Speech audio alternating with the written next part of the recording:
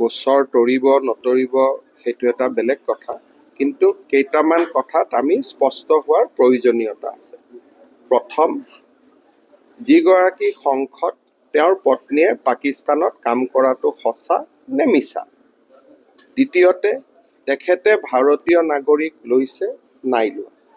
তৃতীয়তে, এই গোটেই ঘটনাৰ সময়ছোৱাত সংসদগৰাকীয়েও পাকিস্তান ভ্ৰমণ কৰিছিল নেকি। দ্বিতীয়তে, সংসদগৰাকীয়ে পাকিস্তান ৰাজদূতক সাক্ষাৎ কৰোঁতে বৈদেশিক পৰিক্ৰমা বিভাগৰ অনুমতি লৈছিল নে নাই লোৱা। পৰৱৰ্তী সময়ত যেতিয়া তেখেতে লগ কৰিছিল, তাৰ পিছত এটা ডিব্ৰিফিং বুলি কয়, যেনেকৈ মই আজি জাপানত গৈছোঁ, কোৰিয়াত গৈছোঁ, চাইনাত গৈছোঁ, ছিংগাপুৰত গৈছোঁ, এতিয়া মই বৈদেশিক পৰিক্ৰমা বিভাগক ডিব্ৰিফিং কৰিব লাগিব। কাক লগ পালোঁ, কেনেকৈ লগ পালোঁ, কি কথা পাতিলোঁ, মই চিঠি লিখি জনাব লাগিব, নহ'লে লগ কৰি জনাব লাগিব। ই এটা ডিপ্ল'মেটিক পৰম্পৰা। সেই পৰম্পৰা পালন কৰা হৈছিল নে নাই। গতিকে আজিও মই টুইটত দেখিছোঁ মই কেছ কৰিম, কিন্তু উত্তৰটোতো দিয়া নাই যে ভাৰতীয় নাগৰিক হয় নে নহয়। মই পাকিস্তান দূতাবাসত কিয় গৈছিলোঁ, ডেকা ল'ৰা ছোৱালীবিলাকক কিয় লৈ গৈছিলোঁ। সেই সময়ত সাধাৰণতে আমিতো পাকিস্তানৰ দূতাবাসততো কোনো নাযাওঁ, তাতে ব্ৰেইন ৱাশ্বিঙৰ কাম চলে। গতিকে তাত ডেকা ল'ৰাবিলাকক, যিবিলাক ডেকা ল'ৰা ছোৱালীক লৈ গৈছিলোঁ, তেওঁলোকৰ নামবিলাক কি, তেওঁলোকে এতিয়া কি কৰি আছে, যিবিলাক ডেকা ল'ৰা ছোৱালীক লৈ গৈছিল তেওঁলোক এতিয়া কি সংস্থাত আছে, কি নাই। গতিকে বিভিন্ন কথা বতৰা জনাৰ প্ৰয়োজনীয়তা আছে, আৰু আমি কাকো অভিযোগ কৰা নাই, আমি খালি তথ্যটো জানিব বিচাৰিছোঁ। এটা চাওক, তেওঁ কৈছে যে ISI আৰু এটা ঘৰত কেনেকে থাকে। টুলুঙা মন্তব্যটোৰ আঁৰতো বহুত চিৰিয়াছ কথা লুকাই আছে। সংসদগৰাকীয়ে ভাবে যে ISI আৰু একেলগে থাকিব পাৰে এটা ঘৰতে, কিন্তু ISI মানে পাকিস্তান, ভাৰত মানে আমি একেটা ঘৰত থাকিব পাৰোঁ নেকি। কিন্তু তেখেতৰ আদৰ্শত যে মোৰ পত্নী যদি ISI, মই তাৰমানে তেখেতৰ মতে ভাৰত আৰু পাকিস্তান দুয়োটা বন্ধু ৰাষ্ট্ৰ, আৰু দুয়োটা একেখন ঘৰত থাকিব পাৰে। সেইটোতো হ'ব নোৱাৰে। আপুনি যদি হয়, আপুনি ISIৰ লগত কিয় আছে, বা আপুনি যদি ISI হয়, আপুনি লগত কিয় আছে। গতিকে এই গোটেই প্ৰশ্নটো আমি ৰাজনীতিৰ পৰা ওপৰত চাব লাগে।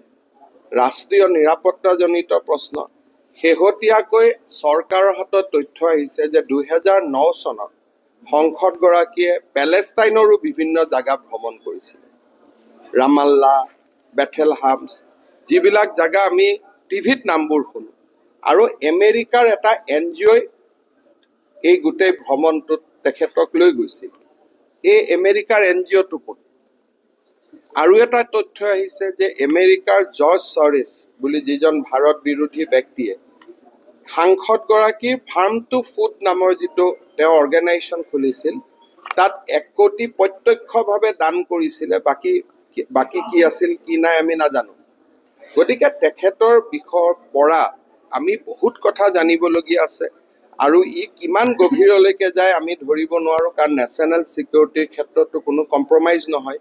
সেয়েহে 16 তাৰিখে আমাৰ কেবিনেটত এই বিষয়টো আমি আলোচনা কৰিম, আৰু উত্তৰকেইটা তেখেতে, মই টুইটবোৰ চাই আছোঁ, উত্তৰটো চিম্পল দি নিদিয়ে যে হয় নহয় মোৰ ৱাইফ ইণ্ডিয়ান চিটিজেন। এটা বিতৰ্ক শেষ হৈ যায়। দ্বিতীয়টা বিতৰ্ক এটা শেষ হৈ যায় যে মই পাকিস্তান দূতাবাসত যাওঁতে মই বৈদেশিক পৰিক্ৰমা মন্ত্ৰীক জনাই গৈছিলোঁ। দুটা বিতৰ্ক শেষ হৈ যায়। তো বিতৰ্কবোৰতো শেষ কৰিব লাগিব না। বিতৰ্কটোতো আমি শেষ কৰিব নোৱাৰোঁ, আমিতো নতুন নতুন খবৰহে পাই আছোঁ। মইতো ভাবোঁ আছে, ভোটাৰ লিষ্টত নাম নাই, কিন্তু মইতো আশা কৰিম যে আমি ছোনিয়া গান্ধীক কৈ থাকোঁ যে ইমান দিন নাগৰিকত্ব লোৱা নাছিল বুলি। সাধাৰণতে ছোনিয়া গান্ধী যেতিয়া ভাৰতৰ প্ৰধানমন্ত্ৰী হ'ব খুজিছিল, APJ আব্দুল কালামে তেওঁক এই প্ৰশ্নটোকে কৰিছিল বুলি শুনা যায় যে আপুনি ইমান বছৰ ভাৰতক নিজৰ মাতৃ বুলি গ্ৰহণে কৰিব নোৱাৰিলে। গতিকে 12 বছৰ এটা সুদীৰ্ঘ বছৰ, আৰু কাৰ বোৱাৰী, অসমৰ 3বাৰ মুখ্যমন্ত্ৰী তৰুণ গগৈ বোৱাৰী, সাধাৰণ পৰিবাৰটো নহয়। গতিকে মই ভাবোঁ যে তৰুণ গগৈ ডাঙৰীয়াৰ প্ৰতিও সন্মান জনাই এই কথাটো এবাৰ জানিব লাগে। যদি লৈছেতো ভাল কথা, এতিয়াতো এইটো বিতৰ্কটো এটা বিতৰ্ক সামৰণি মৰি গ'ল। যদি লোৱা নাই, অসমৰ মানুহক জনাব লাগিব যে অসমক, আৰু এইটো ভাৰতৰ নাগৰিকত্ব নহয় ন, অসমৰোতো এটা নাগৰিকত্ব, অসমীয়া বুলি পৰিচয়। ভাৰতৰ নাগৰিকত্ব হ'লে অসমৰ ভোটাৰ লিষ্টৰ নাম যে আপোনাৰ স্বামী দুবাৰকৈ সংসদ হ'ল কলিয়াবৰত, এবাৰকৈ সংসদ হ'ল যোৰহাটত, মোৰ নিজৰ স্বামীজনকো মই ভোট এটা নিদিম।